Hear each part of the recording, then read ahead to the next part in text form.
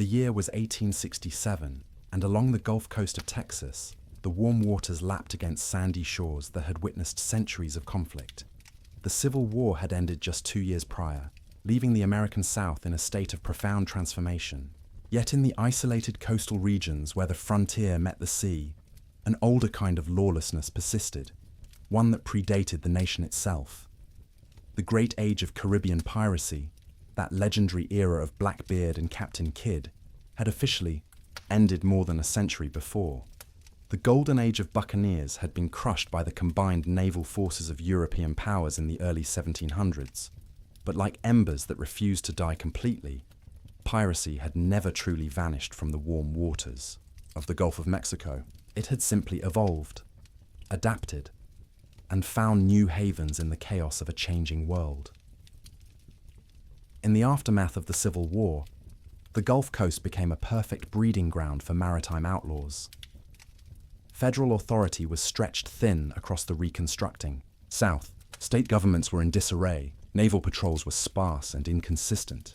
The coastal waters between Texas and Mexico became a gray zone, where law enforcement was uncertain and opportunity beckoned to desperate men. These weren't the pirates of legend, commanding great ships with dozens of cannons and crews of hundreds. The Gulf Coast pirates of the 1860s operated smaller vessels, converted fishing boats, captured schooners, shallow draft sloops that could navigate the tricky coastal waters and duck into the countless bayous and inlets when pursuit grew too hot. Their crews numbered in the dozens rather than hundreds, and their targets were modest by the standards of their legendary predecessors. But they were no less dangerous for their reduced circumstances. The economy of piracy along the Texas coast was built on several pillars. First, there was smuggling, an enterprise that thrived in the porous border region. Cotton, sugar, weapons, and other goods moved illegally between Mexico and the United States, and the men who transported these contraband cargoes often saw no meaningful distinction between smuggling and outright theft. If an opportunity presented itself to seize a cargo rather than pay for it, many would take it without hesitation. Second, there was the targeting of merchant vessels. Small trading ships moved along the coast, carrying goods between Galveston, Corpus Christi, and the Mexican ports. These vessels were often lightly defended or completely unarmed. A pirate crew could overpower such a ship, steal its cargo, and disappear into the maze of barrier islands and coastal waterways before any authority could respond. Third, and perhaps most brazenly, some pirate crews had begun raiding coastal settlements and ranches. As cattle ranching expanded toward the Gulf Coast, it created new opportunities for maritime outlaws. A pirate crew could land on an isolated beach, raid a coastal ranch for cattle, butcher the animals or drive them to waiting ships, and be gone, before word of the raid could reach anyone capable of mounting a pursuit. The leader of one such crew was a man whose name would become legendary along the coast, though history would largely forget him. Jean-Baptiste Lacroix was his name, though he went by several aliases and his true origins remained mysterious even to his own crew. Some said he was a Creole from Louisiana, a former Confederate privateer who had refused to surrender when the war ended. Others claimed he was French, a sailor who had jumped ship in New Orleans and fallen into piracy as naturally as a stone falls into water. Still others whispered that he was the son of a pirate himself, born to the trade and incapable of any other life. What was certain was that Lacroix commanded a sleek schooner named the Serpent's Tooth, painted black with rust-red trim that some said resembled dried blood. The ship carried a crew of 43 men, a mixture of former Confederate sailors, Mexican bandits, escaped slaves seeking freedom in the lawless waters, Caribbean sailors, and European deserters from various merchant vessels. They were united not by nationality or ideology, but by desperation and the promise of profit. Lacroix's operation was based out of a hidden anchorage in the Laguna Madre, the shallow lagoon that runs behind Padre Island. Here, shielded from view by the long barrier island and accessible only to those who knew the treacherous channels through the shallow waters, the pirates had established a semi-permanent camp. Crude shelters constructed from driftwood and salvaged ship timbers dotted the shore. A few semi-permanent buildings had been erected, a storehouse for plunder, a workshop for ship repairs, even a crude tavern where the pirates could drink and gamble away their shares of stolen goods. The pirates lived a hard life, even by the standards of that brutal era. Disease was rampant in the coastal swamps. Malaria, yellow fever, dysentery, and countless other ailments that modern medicine would later conquer, but which then seemed as inevitable as the tides. Fresh water was precious and often brackish. Food consisted mainly of fish, stolen cattle when they could get it, and whatever provisions they could plunder or purchase in brief, furtive visits to Mexican ports. Yet for all its hardships, piracy offered something that legitimate society often denied these men: a rough equality and the possibility of sudden wealth. On Lacroix's ship, shares of plunder were divided according to agreed-upon articles, with every man receiving his portion. Officers received larger shares, but even the lowest sailor could walk away from a successful raid with more money than he might earn in months of legitimate work. For men who had been slaves, or who had lost everything in the war, or who simply couldn't fit into the structures of conventional society, piracy offered a brutal kind of freedom. By early 1867, Lacroix's crew had become increasingly bold. They had successfully raided several merchant vessels, attacked a small fishing village near Corpus Christi, and most profitably had begun targeting the cattle ranches that were sprouting up along the coastal plain. Cattle were valuable. They could be butchered for their meat and hides, or if the pirates were feeling ambitious, driven to Mexican ports and sold. A successful cattle raid could yield profits that sustained the crew for months. It was this expansion into cattle raiding that would ultimately bring Lacroix's pirates into direct conflict with the men who were simultaneously claiming the coastal frontier for civilization and commerce, the Cowboys and Texas Rangers of the New West. The stage was set for a confrontation that would pit two of America's most legendary outlaw archetypes against each other: the swashbuckling pirate and the hard-riding cowboy. But this would be no romantic adventure. It would be a brutal struggle for survival and dominance in a land where law was uncertain and violence was the ultimate arbiter of disputes. While pirates haunted the coastal waters, a different frontier was rapidly expanding across Texas. The cattle industry was experiencing an explosive growth that would transform the American West and create the iconic figure of the cowboy. Before the Civil War, Texas had been cattle country, but the industry operated on a relatively modest scale. Spanish missionaries had introduced cattle to the region centuries earlier, and these animals had thrived in the Texas climate, multiplying into vast wild herds. During the antebellum period, Texans raised cattle primarily for local consumption and for modest drives to markets in Louisiana and Missouri. The Civil War disrupted this trade entirely. With the Union blockade cutting off southern ports and most able-bodied men gone to fight, the cattle industry ground to a halt. The herds, left largely untended, multiplied prodigiously. By 1865, when the war ended, it was estimated that nearly 5 million cattle roamed Texas, many of them completely wild, belonging to no one, free for the taking by anyone brave or foolish enough to try to capture them. Simultaneously, the northern states, whose own cattle herds had been depleted by the war, desperately needed beef. The expanding railroad network made it theoretically possible to transport Texas cattle to northern markets, but a vast distance separated the cattle from the railheads. Thus was born the Great Trail Drives, epic journeys that would drive thousands of head of cattle hundreds of miles north to railroad towns in Kansas, from which they could be shipped east to the hungry markets of Chicago and New York. A steer that might be worth $3 or $4 in Texas could fetch $40 or more in the northern markets. This price differential created fortunes overnight for those tough and skilled enough to successfully drive herds north. It also created an enormous demand for men who could handle cattle and horses, endure months on the trail, and survive in country that was still largely wild and often hostile. These were the Cowboys, a diverse collection of men drawn from every corner of American society. Many were former Confederate soldiers, displaced by the war and unable to return to their old lives. Others were former slaves, freed by the Emancipation Proclamation, and seeking to build new lives in a society that offered them few opportunities. Some were Mexican vaqueros, whose horsemanship and cattle handling skills were unmatched, and who had been working cattle in the region for generations. Still others were young men from the settled East, drawn by the promise of adventure and fortune. On the frontier, the cowboy's life was extraordinarily hard. A typical trail drive might last 3 to 4 months, covering over 1,000 miles of difficult terrain. Cowboys worked from before dawn until after dark, 7 days a week, in all weather conditions. They faced river crossings that could drown men and cattle alike, stampedes that could kill in seconds, hostile encounters with Indian tribes whose lands they were crossing, and cattle rustlers who sought to steal the herds they were so laboriously driving north.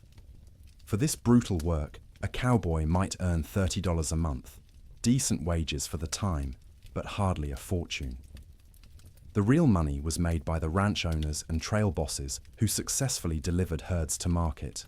Yet despite the harsh conditions and modest pay, the work attracted thousands of men who saw in it a rough freedom that conventional society couldn't offer. By 1867, the cattle boom was extending toward the Gulf Coast. Ranchers were beginning to establish operations on the coastal plain, attracted by the lush grasslands and mild climate.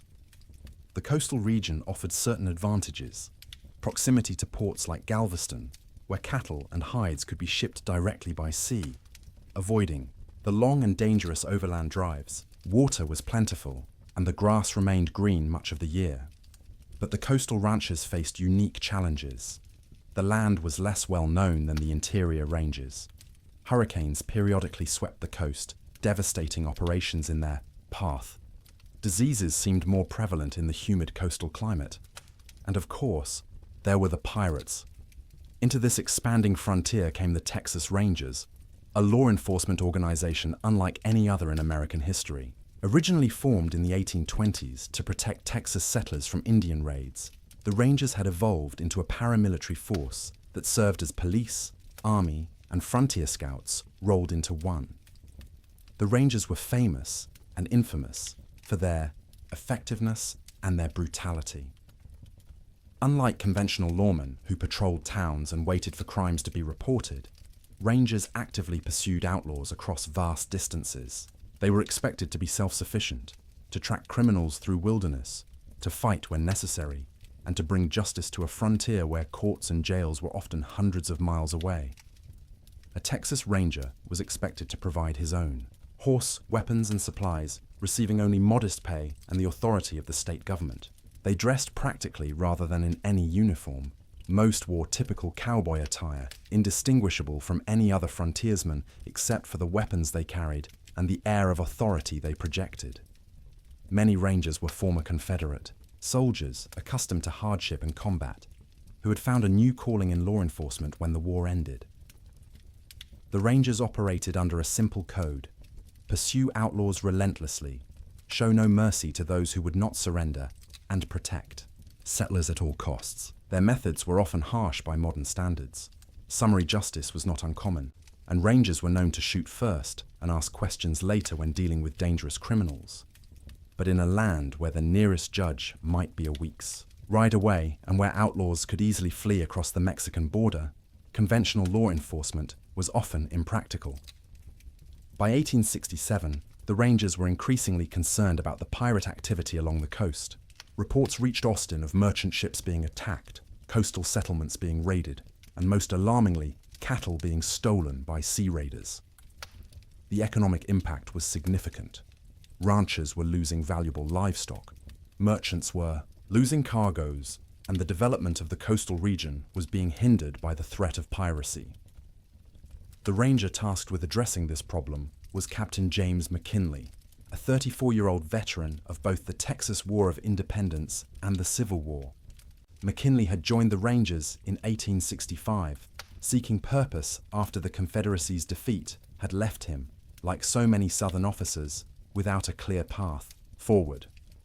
He had quickly proven himself an effective ranger, leading several successful campaigns against Indian raiders and Mexican bandits in the border region. Now, McKinley was ordered to take a company of rangers, 20 men in total, and put an end to the pirate raids along the coast. It was a daunting assignment. The rangers were superb horsemen and skilled gunfighters, but they knew little about fighting at sea or pursuing criminals who could simply sail away when pressed. They would need to learn quickly, and they would need to be creative in their tactics. McKinley established his base of operations in Port Lavaca, a small coastal town that had grown up around Lavaca Bay. From here, his rangers could patrol the coastal ranches, respond to raids, and gather intelligence about pirate activities. The rangers made contact with local ranchers, fishermen, and anyone else who might have information about the pirates' movements. What emerged was a picture of a well-organized criminal operation. The pirates weren't simply random raiders striking targets of opportunity. They had informants on shore who told them when cattle herds were vulnerable, when merchant ships were carrying valuable cargoes, and when law enforcement was elsewhere. They had established bases in the barrier islands and coastal lagoons where they could hide between raids, and they moved with a knowledge of the coastal waters that would be difficult for landlocked rangers to match. McKinley realized that conventional ranger tactics wouldn't work against these maritime outlaws. He couldn't simply track them across open prairie as he might track horse thieves or Indian raiders. The pirates could disappear into the maze of coastal islands and waterways, places where horses were useless and where men unfamiliar with the waters could easily become lost or trapped. He would need to adapt. He would need to acquire boats and learn to use them. He would need to find guides who knew the coastal waters. He would need to develop new tactics that could counter the pirates' mobility and knowledge of the sea. And most importantly, he would need to force a confrontation on terms that favored his rangers, rather than playing the game by the pirates' rules. The stage was set. Two groups of hard men, each masters of their own domain, were moving toward an inevitable collision. The pirates controlled the sea and the coastal waterways. The rangers controlled the land. The question was, which element would prove decisive in the struggle to come? Section 3. First Blood at Matagorda Bay. The first direct confrontation between McKinley's Rangers and Lacroix's pirates came on a humid morning in March 1867 along the shore of Matagorda Bay. The San Jacinto Ranch, owned by a former Confederate colonel named Thomas Weatherby, sprawled across 5,000 acres of coastal prairie near the bay. Weatherby ran a modest herd of about 800 longhorns, and he was in the process of preparing a portion of the herd for a drive to the railhead at Abilene. His cowboys had spent the previous 2 weeks rounding up cattle from the far reaches of the ranch and concentrating them in a makeshift corral near the coast, where the animals could be easily managed before the long drive north. It was exactly the kind of target that Lacroix's pirates sought.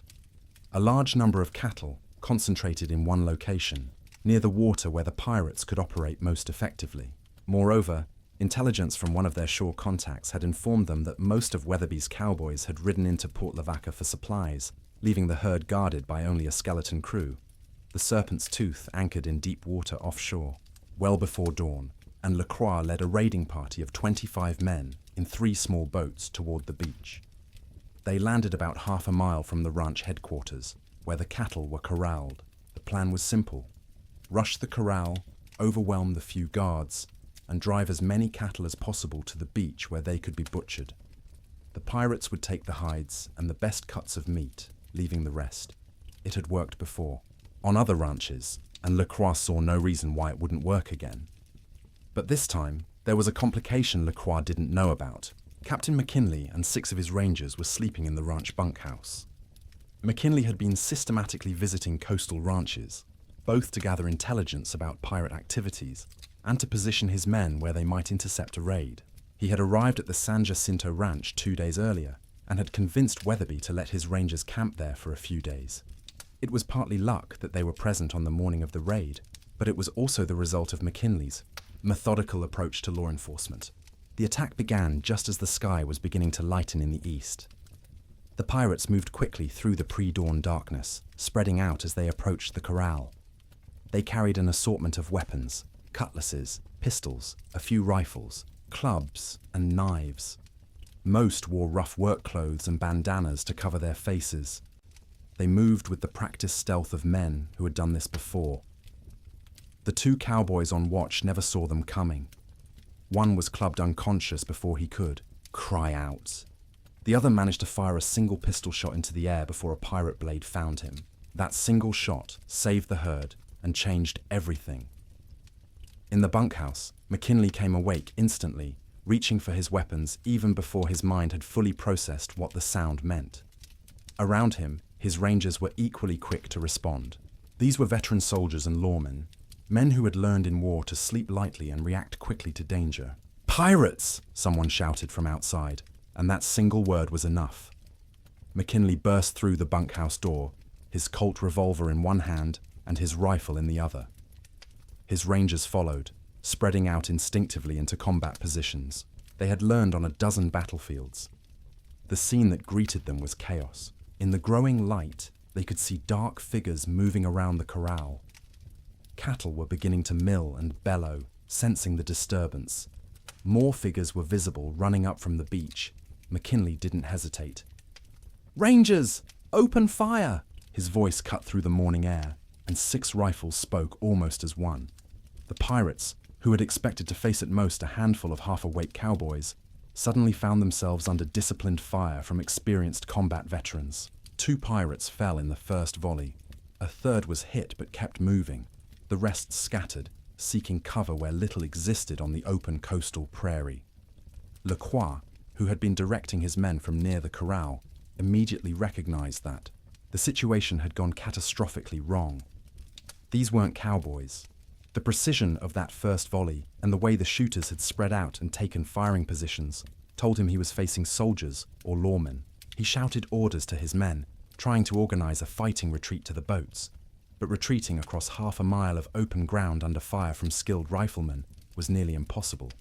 The Rangers, meanwhile, were advancing, using what little cover the terrain offered: shallow gullies, scrub brush, even the corral fence itself. They moved in pairs, one firing while another reloaded, maintaining steady pressure on the pirates.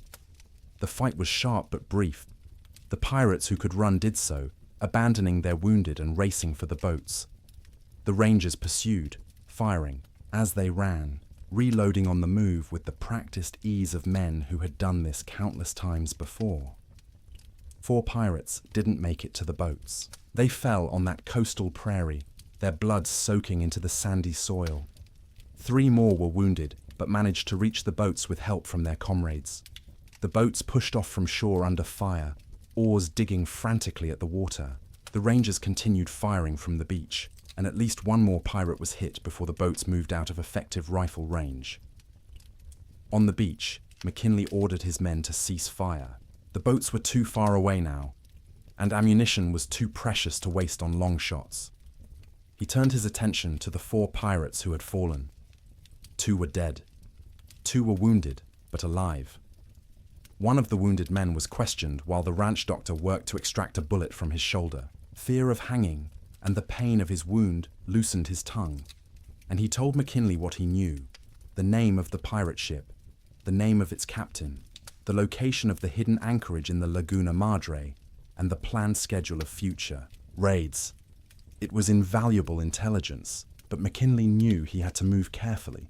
The pirates now knew that Rangers were in the area and would be more cautious. Moreover, attacking their base in the Laguna Madre would require boats and men who knew how to use them effectively. The Rangers were horsemen, not sailors. Still, the raid on the San Jacinto ranch marked a turning point. For the first time, the pirates had been met with organized resistance and had been decisively repulsed. Word of the fight spread quickly along the coast. Ranchers felt encouraged. If the Rangers could protect them, perhaps the coastal country could be settled and developed after all. The pirates, meanwhile, were sobered by the encounter. They had lost 4 men dead and 3 wounded in exchange, for nothing. It was the worst defeat Lacroix's crew had suffered. In the hidden anchorage of the Laguna Madre, Lacroix called his crew together to discuss what had happened. Some of his men wanted to retaliate directly against the Rangers. Others, suggested avoiding the coastal ranches entirely and returning to the safer business of raiding merchant ships. Still others wondered if perhaps it was time to abandon the Gulf Coast entirely and seek easier opportunities elsewhere. Lacroix made his decision. They would not be frightened away by one setback, but they would be more careful. They would gather better intelligence before raids. They would strike where the Rangers were not. And when they did encounter the Rangers again, they would be prepared for a real fight. The war between the pirates and the Rangers had truly begun. To understand the conflict that was unfolding along the Texas coast, it helps to understand the man who led the pirates. Jean-Baptiste Lacroix was a complex figure, neither the romantic rogue of pirate legend nor a simple criminal motivated only by greed. Lacroix had been born, according to his own account, in New Orleans in 1829, though some who knew him suspected he was actually a decade older and had simply lied about his age to seem younger and more vigorous. His mother had been a free woman of color, a seamstress who worked in the French Quarter. His father, he claimed, had been a French merchant sailor, though whether this was true or simply a story he told himself was unclear. Growing up in the polyglot chaos of antebellum New Orleans had shaped Lacroix profoundly. The city was a crossroads of cultures, French, Spanish, American, African, Caribbean, and young Jean-Baptiste learned to navigate between these worlds with fluidity. He spoke French, English, and Spanish fluently, with a smattering of other languages picked up on the docks where he spent much of his youth. He went to sea at 14, working on merchant vessels that plied the Gulf Coast and the Caribbean. It was hard, brutal work. Sailors of that era were treated as little better than disposable cargo themselves, worked to exhaustion, fed poorly, and paid scantily when they were paid at all. But Lacroix learned quickly. He learned navigation and seamanship. He learned how to handle weapons. He learned how ships were constructed and how they could be repaired with improvised materials. Most importantly, he learned that the line between legitimate commerce and piracy was far thinner than most people acknowledged. Many of the merchant vessels he served on engaged in smuggling, sometimes as a side business, sometimes as their primary activity. Slaves from Cuba, contraband goods avoiding customs duties, weapons being shipped to various revolutionaries in Mexico and Central America. All of these flowed through New Orleans and the Gulf Coast in a grey market that existed alongside legitimate trade. When the Civil War erupted in 1861, Lacroix saw opportunity. The Confederate government issued letters of marque to privateers, private vessels authorized to attack Union shipping. This was legal piracy, sanctioned by a government that desperately needed to disrupt northern commerce, but lacked a navy capable of doing so effectively. Lacroix joined the crew of a privateer sloop operating out of Galveston. For 3 years, he participated in raids on Union merchant vessels, learning the tactics and techniques of maritime raiding. The privateers captured cargoes, burned ships, and occasionally fought pitched battles with Union Navy vessels. It was dangerous work, but it was also profitable. Lacroix received his share of prize money and began to accumulate capital. When the war ended in 1865, Lacroix faced a choice that confronted many privateers. The Confederate government no longer existed, and their letters of marque were now worthless. Pieces of paper. They could either return to legitimate merchant sailing, likely at reduced wages in a depressed post-war economy, or they could continue their activities without official sanction. Many chose the latter option, and Lacroix was among them.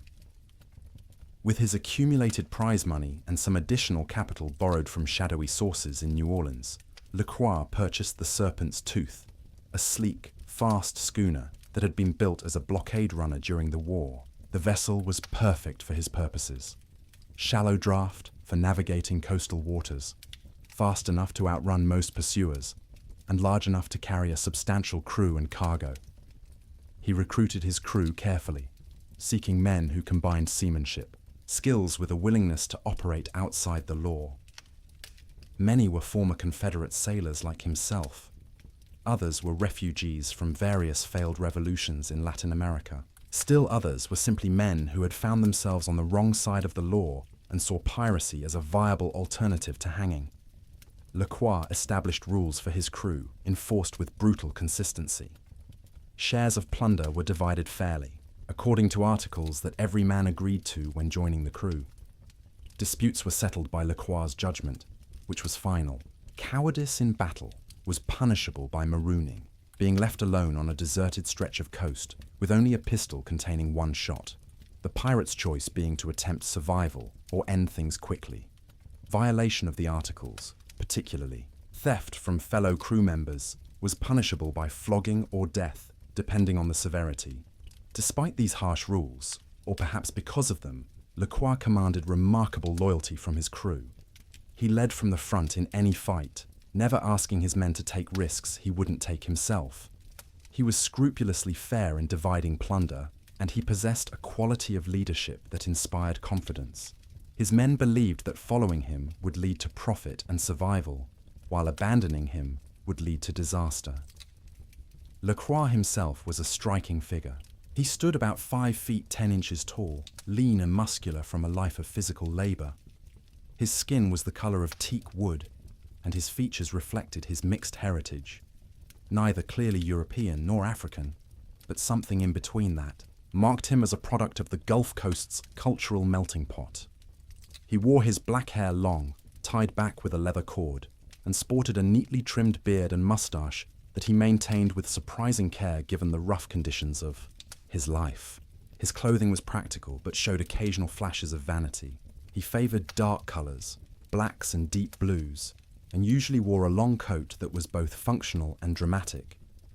He carried 2 pistols thrust through his belt and a cutlass at his side, weapons he maintained meticulously and knew how to use with deadly efficiency. Life aboard the Serpent's Tooth followed a rhythm dictated by the needs of piracy. When not actively engaged in raiding, the crew maintained the ship, repaired damage, and prepared for the next operation. They practiced weapons drills, cutlass fighting, pistol shooting, boarding tactics. They maintained a watch schedule to prevent surprise attacks. They careened the ship periodically, hauling it into shallow water to clean the hull of barnacles and seaweed that slowed it down. The hidden anchorage in the Laguna Madre served as their home base. Here, the crew could relax between operations, though Lacroix maintained discipline even in their downtime. Gambling was permitted, but regulated to prevent disputes. Drinking was allowed, but excessive drunkenness was punished. Women were occasionally brought to the camp, though Lacroix forbade his men from kidnapping or forcing anyone. Such activities drew attention and vengeance that he preferred to avoid.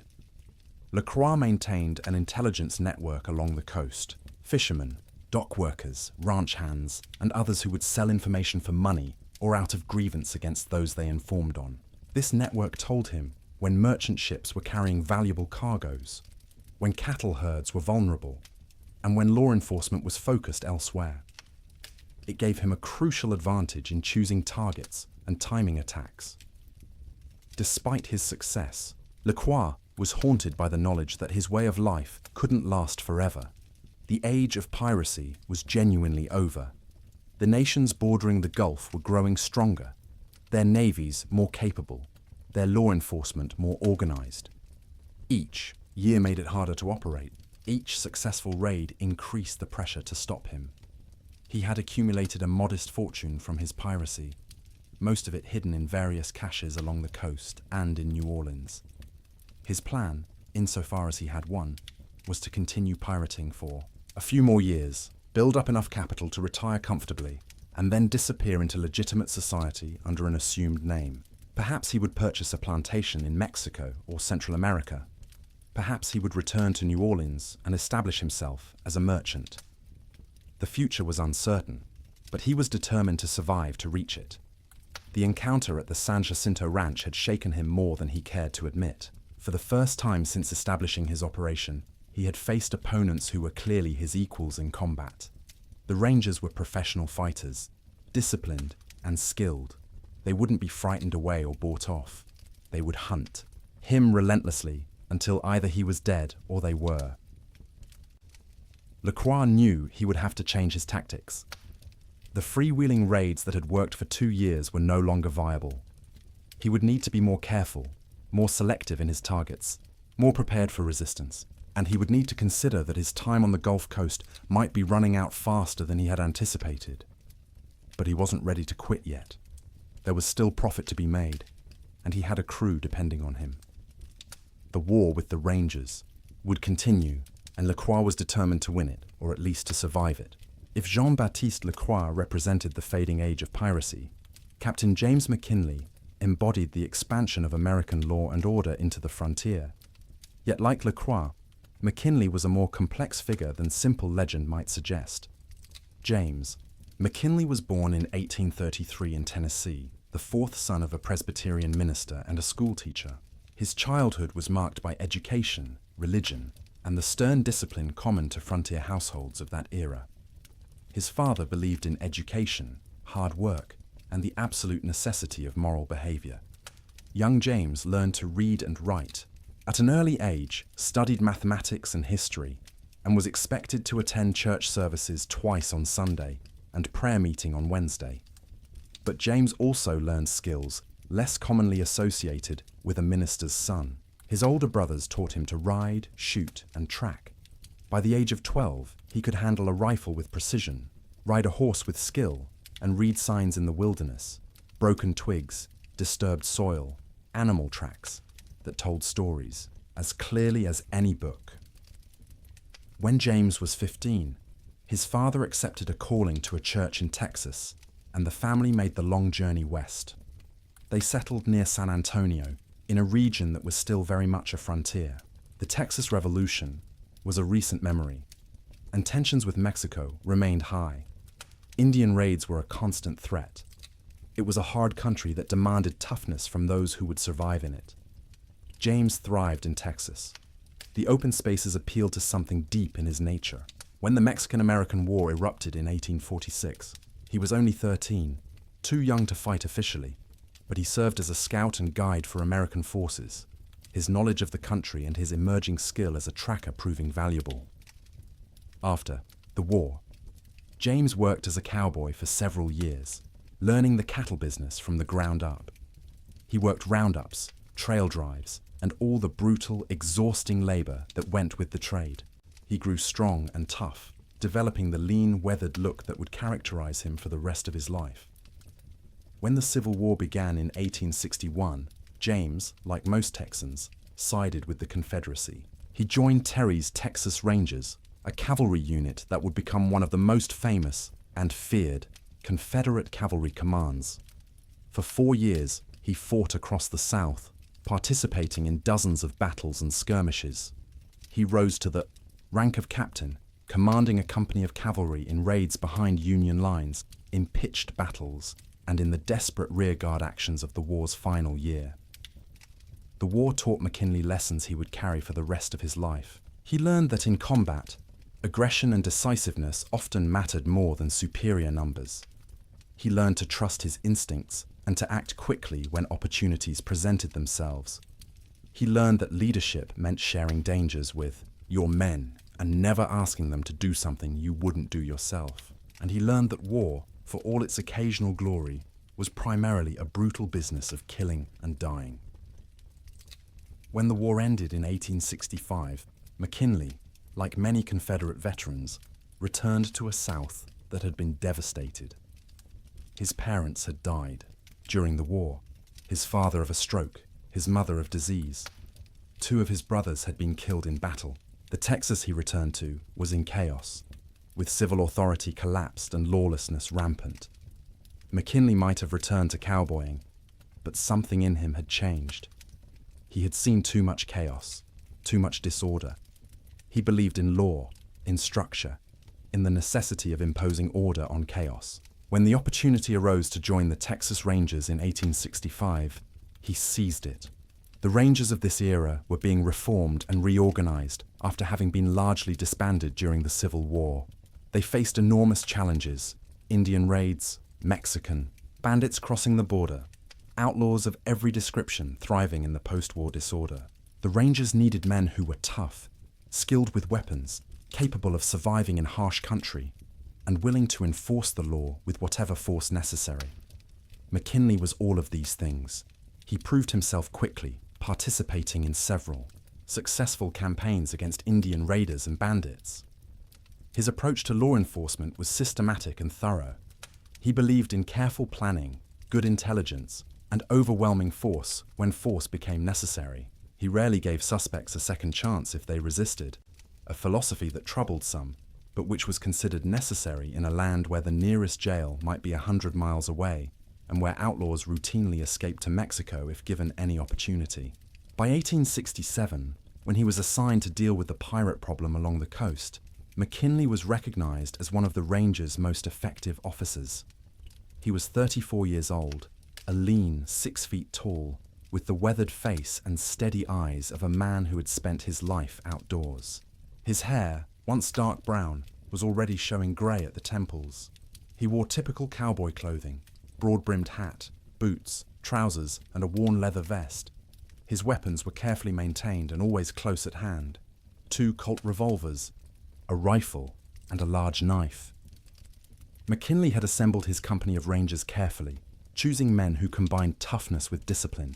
Many were former Confederate cavalry, men who had served under him during the war, and who trusted his leadership. Others were younger men he had trained personally during his 2 years with the Rangers.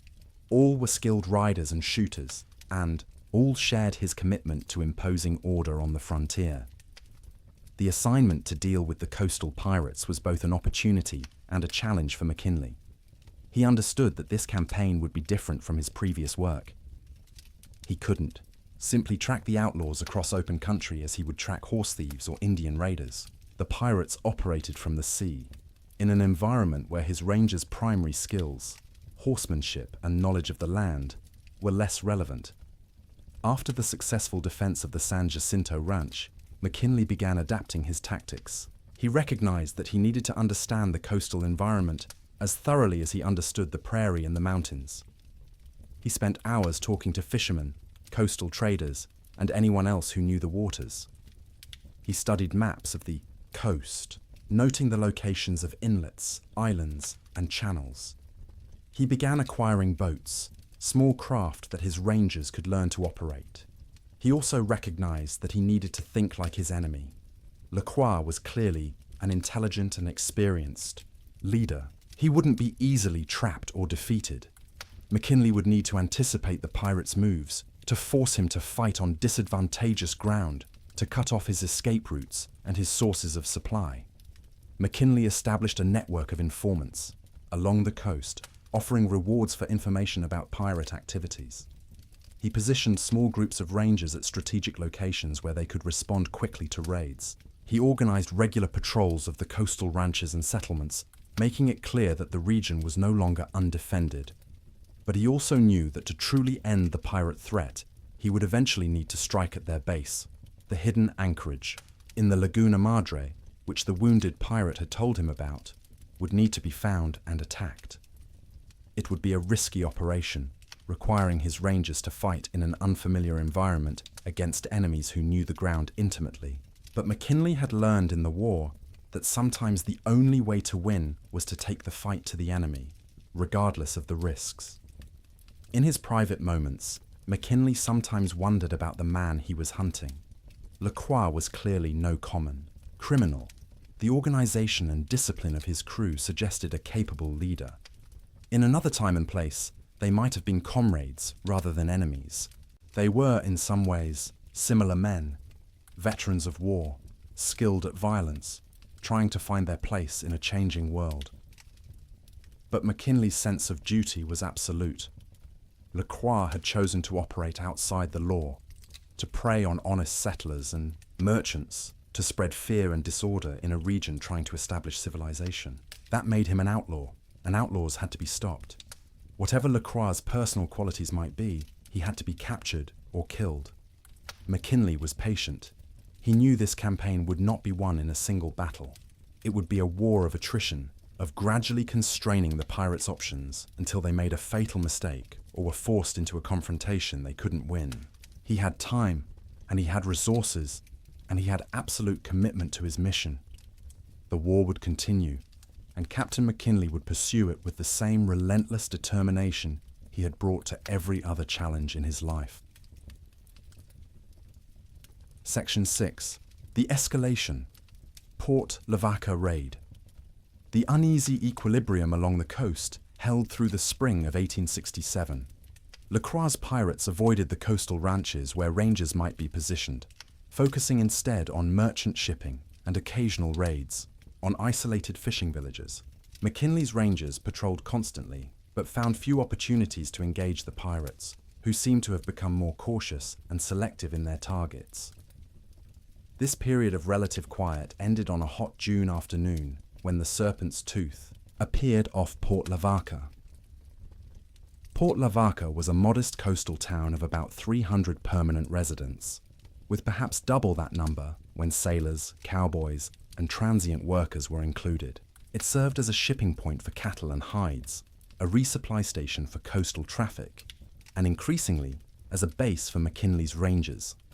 The town consisted of a few dozen buildings clustered around a deep water pier that extended into Lavaca Bay, wooden structures mostly, with a few built of stone or brick. The town had some warning of the attack. A fishing boat that had been working offshore spotted the pirate schooner and recognized it from descriptions that had been circulated. The fishermen raced into port ahead of the pirate ship, shouting warnings as they came. McKinley, who happened to be in town that day with 12 of his rangers, immediately began organizing the defense.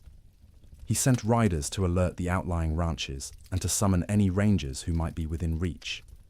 He organized the town's men, shopkeepers, cowboys, dock workers, anyone who could hold a weapon, into defensive positions. Barricades were thrown up using wagons, barrels, lumber, anything that might provide cover. The townspeople had perhaps 30 minutes to prepare before the Serpent's Tooth anchored offshore and began launching boats. Lacroix had brought virtually his entire crew, 40 men bristling with weapons, determined to make a statement after months of frustration and reduced opportunities. The pirates' plan was bold and brutal. They would land on the beach, rush the town, loot whatever they could carry, and burn the rest before retreating to their ship. It was the kind of old-style pirate raid that hadn't been seen in the Gulf for decades. A deliberate challenge to McKinley and the Rangers, who had been disrupting their operations. The boats grounded on the beach about 200 yards from the main cluster of buildings. The pirates leaped out, shouting and waving their weapons, attempting to intimidate the defenders through sheer aggression. They formed a rough line and began advancing on the town. McKinley held his fire. He had positioned his best shooters, his rangers and a few townsmen he knew could shoot straight under pressure, at strategic points with clear fields of fire. The rest of the defenders were positioned further back, ready to support if the pirates broke through the first line of defense. When the pirates had advanced to within 100 yards, McKinley gave the order to fire. The first volley was devastating. Rifles barked from windows, from behind barricades, from rooftops. At least 8 pirates fell in that initial blast of fire. The advancing line faltered, men seeking cover where little existed on the open ground between the beach and the town. Lacroix, who had been coordinating the advance from near the boats, immediately recognized that the situation was far more dangerous than anticipated. He had expected frightened townspeople who would flee or surrender quickly. Instead, he faced organized resistance from what were clearly skilled shooters. He saw rangers among the defenders, recognized their tactical positioning and disciplined fire. But Lacroix was committed. His boats were exposed on the beach, and retreating under fire would be costly. His only real option was to press the attack and hope to overwhelm the defenders through superior numbers. "Forward!" he shouted to his men. "Into the town! Take cover! In the buildings!" The pirates surged forward, those with rifles providing covering fire, while others rushed toward the nearest structures. Return fire from the defenders was constant. More pirates fell, but others kept coming. The fight devolved into a chaotic close-quarters battle as pirates reached the outer buildings and began using them for cover.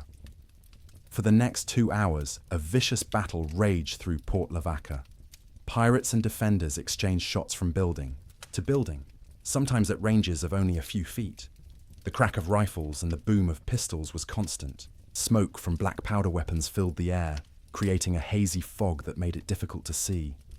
McKinley moved through the town, directing his men, exposing himself to enemy fire repeatedly to ensure the defense held together. At one point, a pirate with a cutlass rushed him from around a corner. McKinley shot him at point-blank range with his revolver, then had to step over the body to continue directing the defense. Lacroix was equally active on the pirate's side, trying to maintain cohesion among his men and press the attack toward the center of town, where the main stores and warehouses were located. He personally led a group that stormed a wooden building being used by several defenders, killing 2 townsmen in brutal close quarters fighting, but the tide was turning against the pirates. They were taking heavy casualties, and the determined defense showed no sign of breaking. Moreover, additional rangers were beginning to arrive from outlying positions, summoned by the messengers McKinley had dispatched. The pirates found themselves being flanked, with rangers moving to cut off their retreat to the beach. Lacroix made the hard decision. "Fall back!" he shouted to his men. "To the boats!" The pirate retreat was costly. The rangers and townsmen poured fire into the withdrawing pirates. Some pirates stopped to help wounded comrades and were shot down. Others simply ran, abandoning their injured companions in their desperation to reach the boats. Of the 40 pirates who had landed, only 29 made it back to the boats. 11 lay dead in Port Lavaca, their bodies sprawled in the streets and buildings. Several more were wounded, some seriously. The boats pushed off under continuous fire from the shore. One boat was hit so many times it began taking on water and had to be bailed frantically as the pirates rowed toward their ship. The Serpent's Tooth weighed anchor and fled as soon as the boats were recovered, limping away with visible damage to its rigging from rifle fire. The Rangers fired after it until it was out of range, but the pirate ship escaped. In Port Lavaca, the townspeople emerged cautiously from cover. 2 townsmen had been killed and 5 wounded. 1 ranger had been shot in the arm but would recover. The material damage was modest. A few buildings had been damaged, some goods had been stolen, but the pirates had never reached the main warehouses or stores. McKinley walked through the aftermath, examining the pirate dead. They were a motley collection, men of various ages and races, united only by their choice to live outside the law. He found Lacroix's hat, lost in the fighting, and examined it thoughtfully. He was learning about his opponent, learning his tactics, his capabilities, and crucially, his limitations. The raid on Port Lavaca was a turning point. The pirates had suffered their worst casualties yet and had failed to achieve any significant objective. The psychological impact was enormous. If the pirates couldn't raid a small coastal town successfully, their reputation for invincibility was shattered. For Lacroix, the failed raid was a disaster. He had lost more than a quarter of his crew, some dead, others too badly wounded to fight. His ship had taken damage. Worst of all, his men's morale had been broken. For the first time, they were openly questioning whether continuing operations in Texas waters was worth the risk. Lacroix knew he needed a victory to restore his crew's confidence, but he also knew that the Rangers were getting better at fighting pirates, while he and his men were struggling to adapt to facing military-quality opposition. The balance of power was shifting, and not in his favor. The war was entering a new, more desperate phase. In the weeks following the Port Lavaca raid, the conflict between pirates and Rangers evolved into a grueling campaign of ambushes, skirmishes, and cat-and-mouse pursuits across the coastal frontier. Neither side could claim decisive superiority, but both were learning, adapting, and looking for the opening that would allow them to strike a decisive blow. McKinley's Rangers expanded their operations, establishing small outposts at strategic points along the coast. These outposts, typically just 4 or 5 Rangers camped with their horses and supplies, served as an early warning network and rapid response force. If pirates were spotted or a raid occurred, messengers could quickly summon reinforcements. From neighboring outposts, the Rangers also began acquiring and learning to operate boats. It was awkward at first. These were men who had spent their lives on horseback, not on water, but necessity drove them to learn. They purchased or borrowed small fishing boats and coastal craft, and with the help of local fishermen and sailors, began mastering basic seamanship. McKinley organized boat patrols of the coastal waters, particularly around the barrier islands and lagoons where the pirates were believed to have their bases. These patrols were dangerous. the Rangers were operating in unfamiliar waters where the pirates held every advantage. But they gradually learned the coastal geography, discovered hidden channels and anchorages, and began to map the pirates' territory. Lacroix, meanwhile, was dealing with serious morale problems among his crew. The losses at Port Lavaca had shaken them badly. Several men deserted, slipping away in the night to make their way to Mexico or New Orleans. Others openly discussed abandoning the Gulf Coast entirely and seeking easier opportunities in the Caribbean or South America. To hold his crew together, Lacroix needed to demonstrate that profitable piracy was still possible.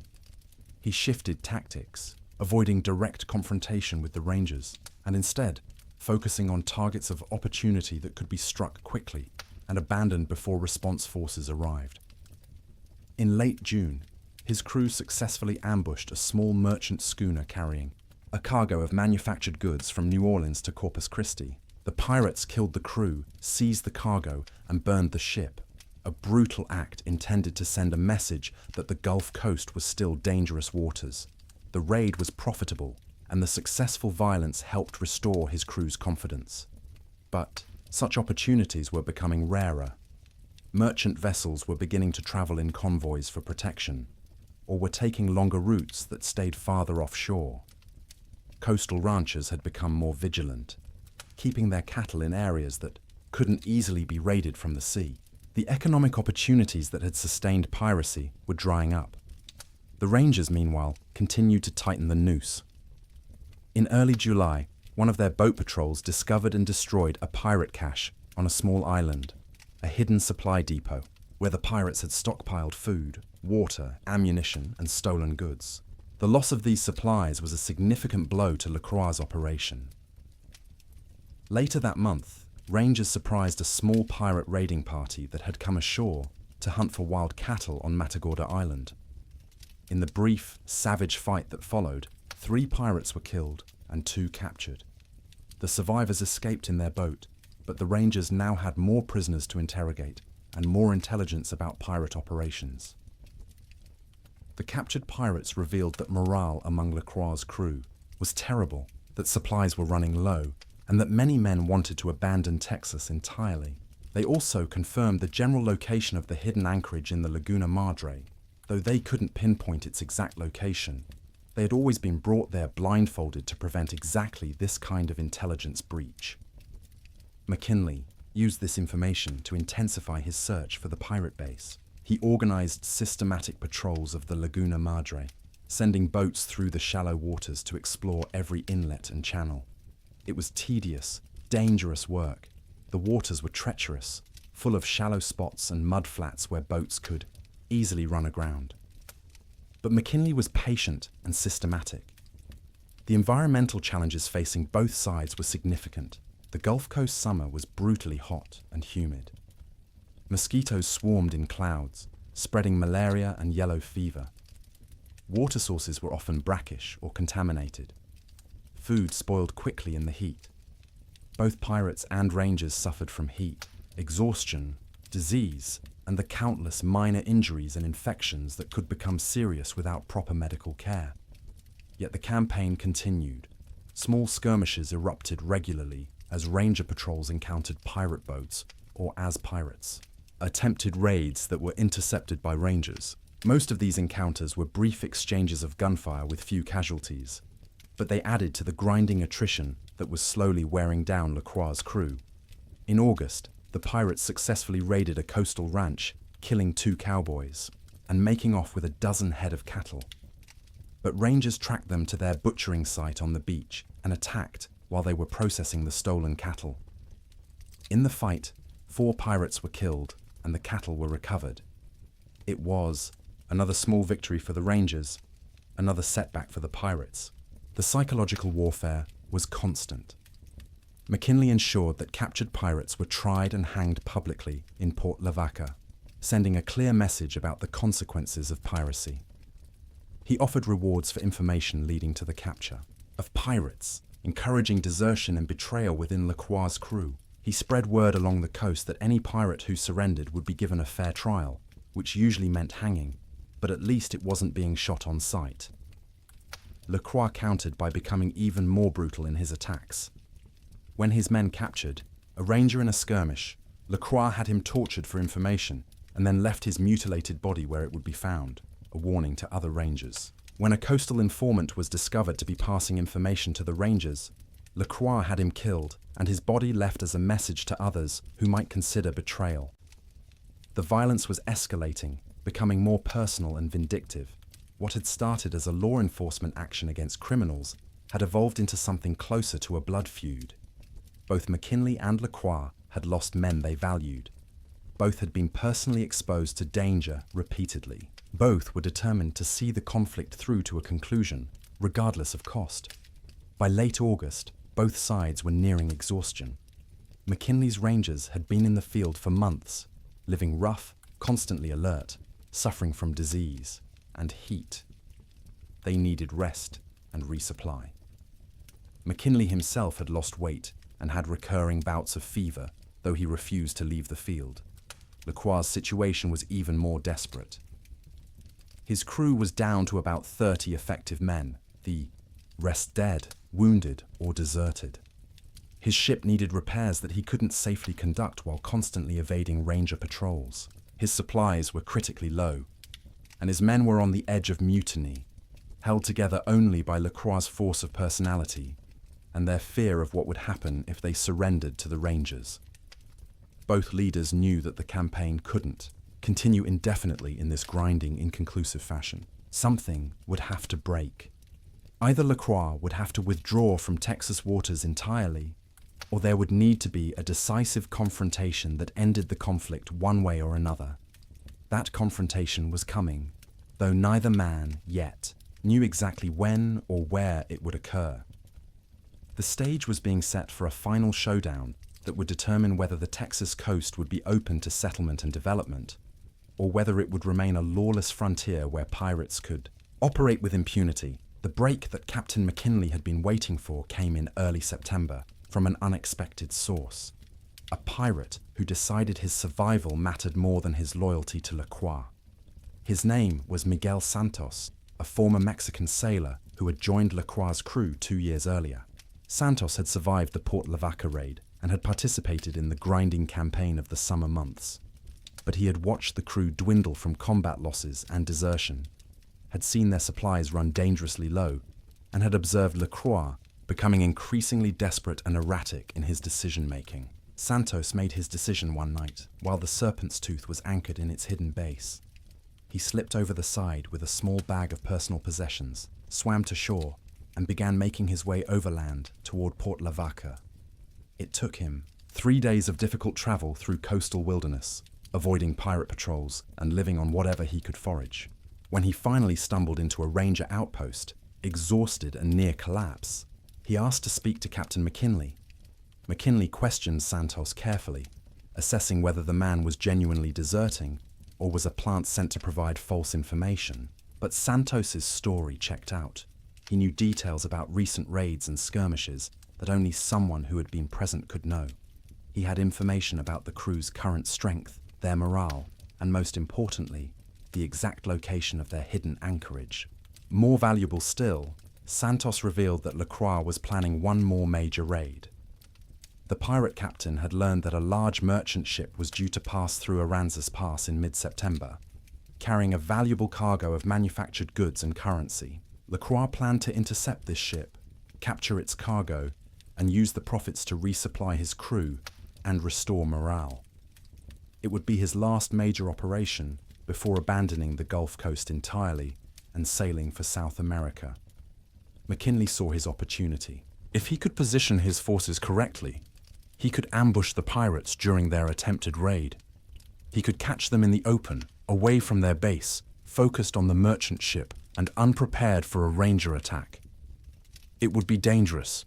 The rangers would be fighting on water, where the pirates held every advantage. But it might be the best chance he would get to end the pirate threat decisively. He began planning meticulously. Aransas Pass was a narrow channel between barrier islands where ships had to pass to reach Corpus Christi and points south. The geography offered possibilities for an ambush. If he could position boats on both sides of the channel, he could catch the pirates in a crossfire. If he could coordinate the timing correctly, he could strike while they were focused on boarding the merchant vessel. McKinley gathered his forces, 20 Rangers, plus another 15 men recruited from coastal towns who knew how to handle boats and weapons. He acquired 6 sturdy fishing boats and 2 slightly larger coastal sloops. He positioned supplies and men at various points around Aransas Pass, keeping them hidden and dispersed to avoid detection. He sent word to the merchant ship's captain, warning him of the pirate threat and coordinating a plan. The merchant vessel would proceed through Aransas Pass at the expected time, but it would be carrying a crew of armed volunteers in addition to its regular sailors, and it would be prepared to fight if attacked. The trap was set. Now McKinley had to wait and hope that Lacroix would take the bait. On September 14th, the Serpent's Tooth emerged from the Laguna Madre and sailed north toward Aransas Pass. Lacroix had his remaining 30 men aboard, along with 3 small boats that would be used in boarding the merchant ship. The pirates were tense but hopeful. A successful raid could change everything, giving them the resources to escape Texas waters and start fresh elsewhere. Lacroix positioned his ship just south of Aransas Pass, partially concealed behind a sandy point, but with a clear view of the channel. He waited, watching for the merchant vessel. His plan was to wait until the ship was well into the channel, where it would have limited room to maneuver, then rush it with overwhelming force. The merchant ship appeared right on schedule, its sails catching the morning breeze as it approached the pass. Lacroix watched through his spyglass, noting that it appeared to be a normal cargo vessel, not particularly large, probably lightly crewed. "Perfect. Prepare the boats," he ordered. "We go in as soon as the merchantman is in the channel." What Lacroix didn't see were the ranger boats concealed among the barrier islands on both sides of the channel, or the armed men positioned on the sandy shores, or Captain McKinley watching the pirate ship through his own spyglass, waiting for exactly the right moment to spring his trap. The merchant ship entered Aransas Pass, sailing steadily through the narrow channel. Lacroix gave the order, and the Serpent's Tooth surged forward, the 3 small boats lowering to pursue the merchant vessel. The pirates were focused entirely on their target, shouting and waving their weapons, anticipating an easy victory. The merchant ship didn't attempt to flee. Instead, it suddenly swung broadside in the channel, presenting its full length to the approaching pirates. Canvas covers were thrown off its railings, revealing armed men crouched behind improvised barricades. The cargo vessel was a trap, and then the hammer fell. From both sides of the channel, ranger boats emerged from concealment, their crews pulling hard on the oars to close the distance. From the shores, rifles opened fire, the crack of gunshots echoing across the water.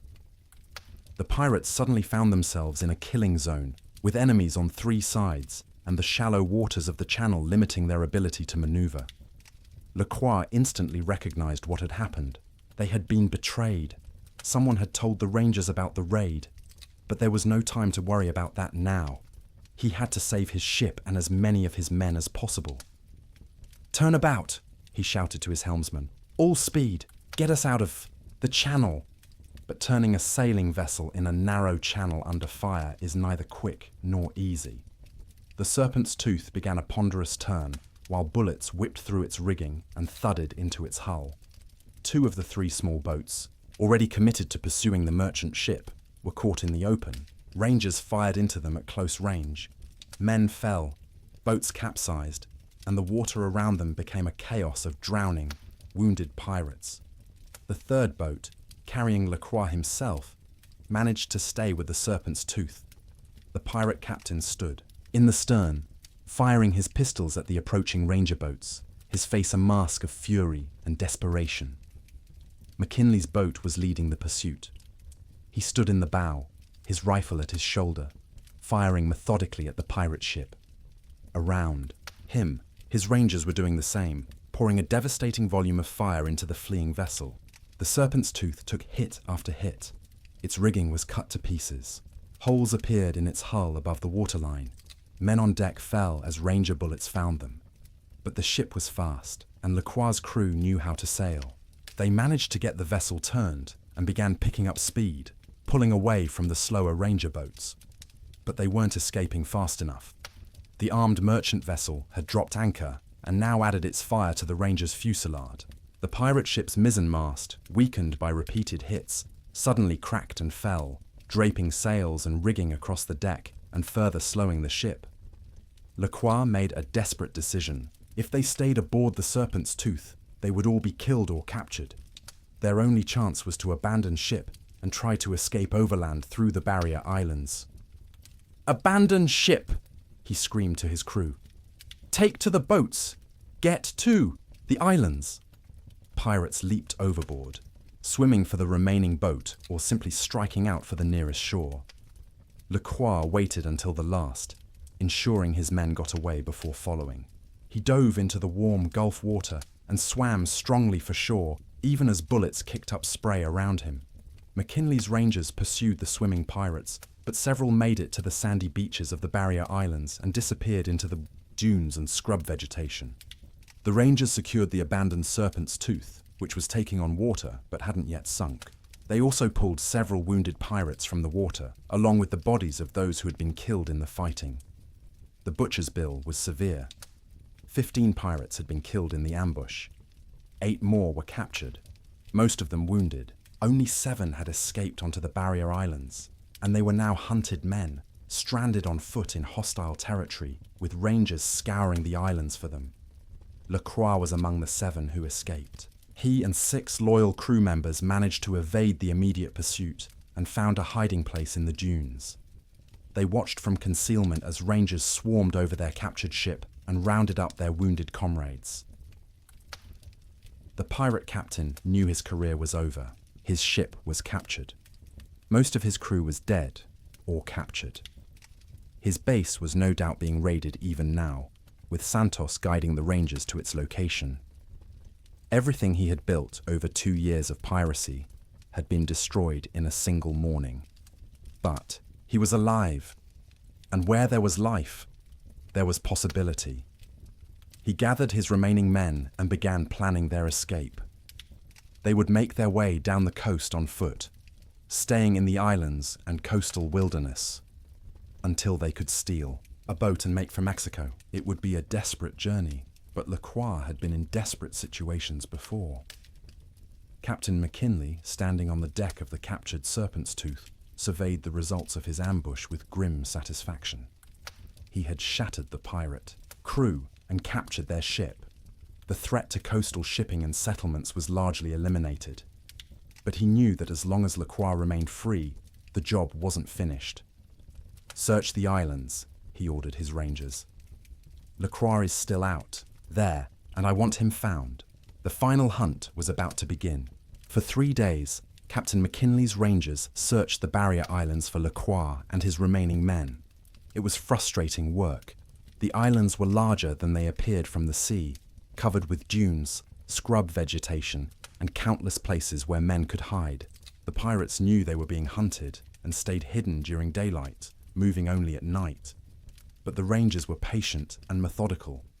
They swept through the islands in a systematic pattern, cutting off escape routes, checking every possible hiding place.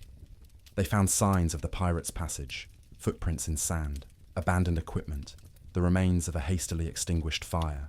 The noose was tightening. Lacroix and his 6 remaining men were suffering.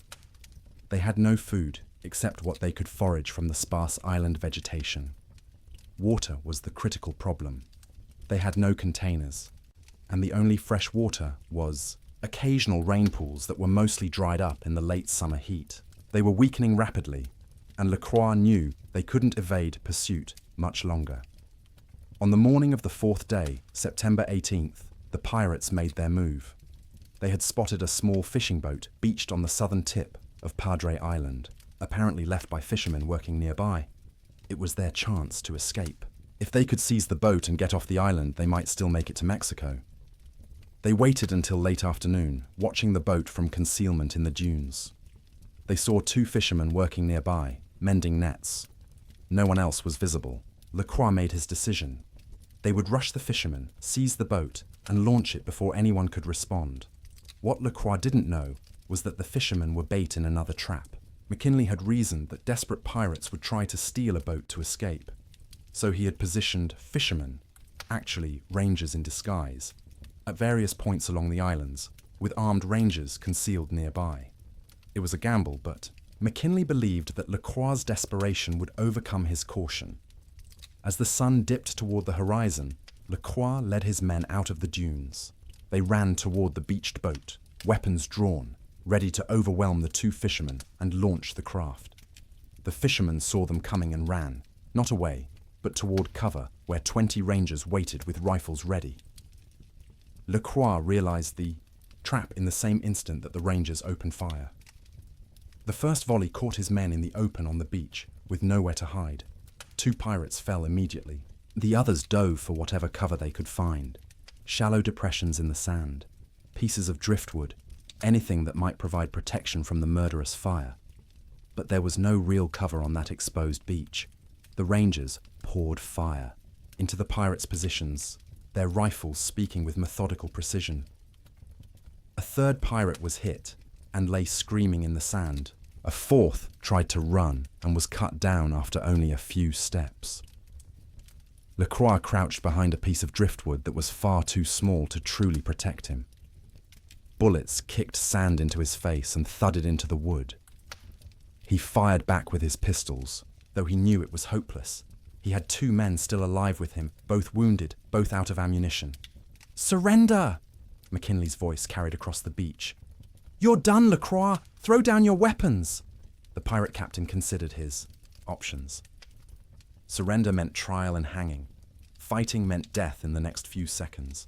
There was no escape and no hope. But Jean-Baptiste Lacroix had lived his life on his own terms, and he would end it the same way. He stood up, both pistols blazing, charging directly at the ranger positions. It was a futile gesture, brave and foolish in equal measure. He made it perhaps 10 steps before multiple bullets struck him. He fell to his knees, tried to rise, and then collapsed onto the sand, his pistols falling from his hands. The 2 surviving pirates immediately threw down their weapons and raised their hands. The fight was over. McKinley walked out onto the beach, his rangers following cautiously. He knelt beside Lacroix, who was still alive but bleeding from multiple wounds. The pirate captain's breathing was labored, and blood stained the sand beneath him. "You were waiting," Lacroix managed to say, his voice weak. "The boat was bait." "Yes," McKinley said simply. He felt no triumph, only a weary satisfaction that a difficult job was finished. "Good strategy," Lacroix said, and there might have been a hint of respect in his voice. "In another life, we might have been comrades." "Maybe," McKinley said. "But you chose piracy. You chose to prey on honest people trying to build something. That made you an outlaw, and outlaws have to be stopped." "I suppose everyone makes their choices," Lacroix said. His breathing was becoming more labored. "Tell me, was it Santos? Did he betray us?" McKinley saw no point in lying to a dying man. "Yes, he told us everything." Lacroix actually managed a weak laugh, which turned into a cough. "Should have killed him when I had the chance.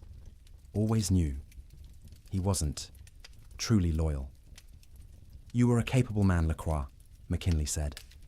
"In a different time, with different choices, you might have done something worthwhile with your life."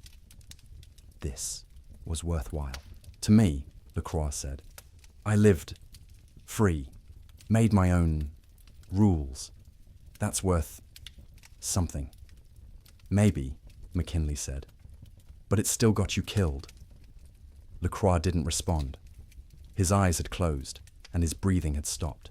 Captain Jean-Baptiste Lacroix, pirate and outlaw, was dead on a beach on Padre Island, far from the New Orleans where he had been born. McKinley stood and surveyed the scene. 6 dead pirates, 2 wounded prisoners. It was over, truly over this time. The pirate threat to the Texas coast had been eliminated. Ships and coastal settlements would be safe. The Rangers' campaign had succeeded, but McKinley felt no elation, only exhaustion and a vague sadness. He had respected Lacroix in a way, had recognized in him a fellow man of action and capability who had simply chosen a different path. The pirate had been his enemy, and eliminating him had been necessary, but there was no joy in it. "Bury them here," McKinley ordered his rangers, gesturing to the dead pirates. "Mark the graves. They were criminals, but they were still men." His rangers set to work digging graves in the sandy soil. As they worked, McKinley walked to the water's edge and looked out at the Gulf, watching the sun set over the water. The war was over. The frontier would be safer now. Civilization would advance, ranches would prosper, ships would sail without fear, and he, Captain James McKinley, would move on to the next assignment, the next threat to law and order on the Texas frontier. There would always be more work for a ranger. The frontier was still wild, and outlaws would always exist as long as there were men who valued freedom over law. But for now, on this beach, as the sun set on September 18, 1867, one chapter had closed. The pirates were gone, and the Texas coast would belong to civilization. The elimination of Lacroix's pirate crew marked the end of organized piracy in Texas waters, though the full effects of McKinley's campaign would take months to become apparent. The captured pirates, the 2 survivors from the final fight, plus the 8 captured at Aransas Pass, were transported to Port Lavaca for trial. The proceedings were brief by modern standards, but were considered fair for that era. All were found guilty of piracy, murder, and robbery. 7 were hanged in October 1867, their executions carried out publicly as a warning to anyone else who might consider piracy. The remaining 3, whose participation in the most serious crimes couldn't be clearly established, received long prison sentences. Miguel Santos, the informant whose betrayal had made the Rangers' victory possible, received his promised reward, money, and disappeared from history. Some reports suggested he moved to California and took up legitimate work under an assumed name. Others claimed he was later found dead in New Orleans, murdered by associates of the pirates he had betrayed. The truth was never established. The Serpent's Tooth was repaired and sold at auction. It ended its days as a merchant vessel trading between Gulf ports, a mundane conclusion for a ship that had once struck fear along the coast. Eventually it was lost at sea in a hurricane in 1872, taking its crew down with it in waters off Louisiana. Captain McKinley continued his ranger career for another 15 years. He led campaigns against Indian raiders, Mexican bandits, and various outlaws throughout Texas. He gained a reputation as one of the most effective rangers of his era, known for his methodical approach to law enforcement and his unwillingness to give up on a case until it was solved. In 1882, at age 49, McKinley retired from the Rangers. He had been wounded multiple times over his career and was suffering from various health problems related to years of hard living in harsh conditions. He purchased a small ranch near San Antonio and spent his final years there, living quietly. He died in 1891 at age 58, relatively young even by the standards of that era, his body worn out by the hardships of frontier law enforcement.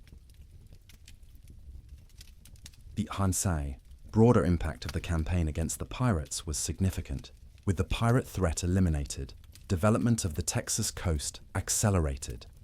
New ranches were established. Shipping increased dramatically. Towns like Port Lavaca, Corpus Christi, and Galveston grew rapidly, evolving from rough frontier settlements into substantial communities. The techniques McKinley developed for fighting pirates, the combination of land and sea operations, the use of intelligence networks, the systematic patrol of coastal waters, became standard practice for law enforcement along the Gulf Coast. His campaign was studied by other rangers and by lawmen in other states who faced similar problems with maritime outlaws. The story of the conflict gradually faded from public memory, overshadowed by more famous events and more legendary figures.